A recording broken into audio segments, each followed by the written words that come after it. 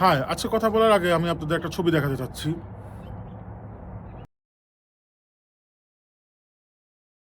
এই পাখি আমার অভিজ্ঞতায় বিশেষভাবে ধরা পড়ছে, সেটাই আপনাদের কাছে শেয়ার করতে চলে আসলাম। তো আমি যে এলাকায় থাকি সেটা হচ্ছে আপনার শিকাগোর আশেপাশে, ইলিনয়। তো এই জায়গাটা ন্যাচারালি খুবই ঠান্ডা, ঠিক আছে? মানে উইন্টারে এখানে অনেক বেশি ঠান্ডা পড়ে এবং স্তব্ধতার কোনো সীমা নাই। বিশেষ করে আমেরিকার যারা বসবাস করে, এখানকার যারা মানে লোকজন, তারা কিন্তু সন্ধ্যা যখনই নামে, এই সন্ধ্যা নামলেই কিন্তু আপনার তাদের মধ্যে টেন্ডেন্সি হচ্ছে তারা ঘুমাতে চলে যায়, ঠিক আছে? এবং এজন্য বিশেষ রকমের স্তব্ধতা সবসময় কাজ করে, ঠিক আছে? এবং এটা এমন একটা মুহূর্ত যে ওই সময় যদি একটা পিন ড্রপ করে আপনার বাসায় বা কোথাও, আপনি স্পষ্ট সবাই শব্দটা শুনতে পাবে, বিষয়টা এরকম। এবং আমাদের অ্যাপার্টমেন্ট কমপ্লেক্সের আশেপাশ দিয়ে যদি কোনো গাড়ি যায়, আমরা কনফিডেন্টলি বলতে পারি যে এটা কী ধরনের গাড়ি কখন চলে গেল, ঠিক আছে?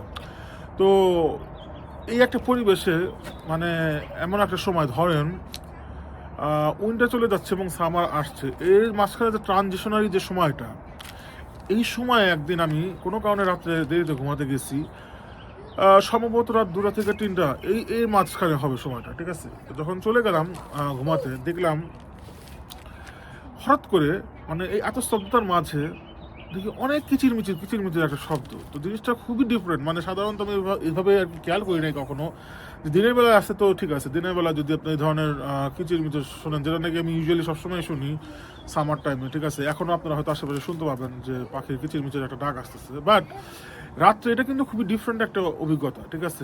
এটা সাধারণত আমরা আমি পার্টিকুলারলি নোটিস করি নাই। তো যখন নাকি আমি এটা খেয়াল করলাম, জিনিসটা বেশ অ্যাজ ইফ একজন না, ঠিক আছে, গ্রুপ ধরে ওদের ডিসকাশনের একটা সময় হয়তো আসছে, বা তারা মনে হয় ওই সময়ে কথা বলার জন্যই ওরা জাগ্রত হচ্ছে, বিষয়টা এরকম। এবং প্রচুর পরিমাণে আপনার কিচিরমিচির একদিকে এটা খুব ভালো লাগতেছে, কারণ নতুন একটা আপনার অভিজ্ঞতা। এবং পাখির ডাক যদি আপনি শুনেন, পাখির ডাক তো সাধারণত আপনার শ্রুতিমধুর হয়েই থাকে। কিন্তু যদি এটা আবার এমনও বেশি লম্বা হয়ে যায়, তাহলে কিন্তু আবার ডিফারেন্ট একটা অভিজ্ঞতা। তখন কিন্তু আপনার আর ভালো লাগে না, কারণ তখন ঘুমানোর একটা ডিস্টারবেন্স চলে আসতেছে। তো আমি বেশ কয়েকদিন এটা লক্ষ্য করলাম, প্রায় আপনার 5-6 দিন আমি এটা লক্ষ্য করলাম, যেটা আসলে কি, ঠিক আছে? এটা কেন আপনার নির্দিষ্ট এই সময়টাতেই কেন, ঠিক আছে? এর আগে তো কখনো খেয়াল করি নাই। এবং পাখির ডাকটা যদি আপনি খেয়াল করতে চান, এবং যারা নাকি এই এলাকায় থাকেন এবং যারা নাকি এই ধরনের শব্দ শুনছেন রাত্রে, তাদের জন্য আমি আবার একটু একটু ছোট্ট আকারে একটা জিনিস দেখাতে চাচ্ছি, যেটা ডাকটা কেমন।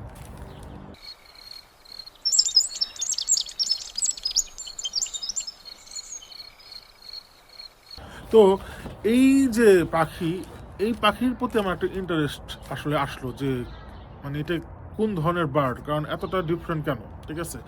পরবর্তীতে আমি এটা স্টাডি করে দেখলাম, এর নাম হচ্ছে কি আপনার আমেরিকান রবিন, ঠিক আছে? তো এই আমেরিকান রবিন বার্ড, এখানে আমি পরবর্তী যখন নাকি চিনতে পারলাম যে এই সেই পাখি, কারণ রাত্রে তো আর আপনি চেহারা দেখতে পারেন না পাখি, ঠিক আছে? কোনো একটা গাছের আড়ালে হয়তো তারা বসছে, বা আপনার তো সময় নাই যে আপনি যে দেখবেন রাত্রে কোন পাখি ডাকতেছে। বাট যখন আমি স্টাডি করার পরে যেটা পেলাম, এটা হচ্ছে কি আপনার প্রচুর কমন একটা পাখি। এবং এটা আমাদের এই ইলিনয়ের এই শিকাগোর আশেপাশে প্রচুর পরিমাণে আসছে।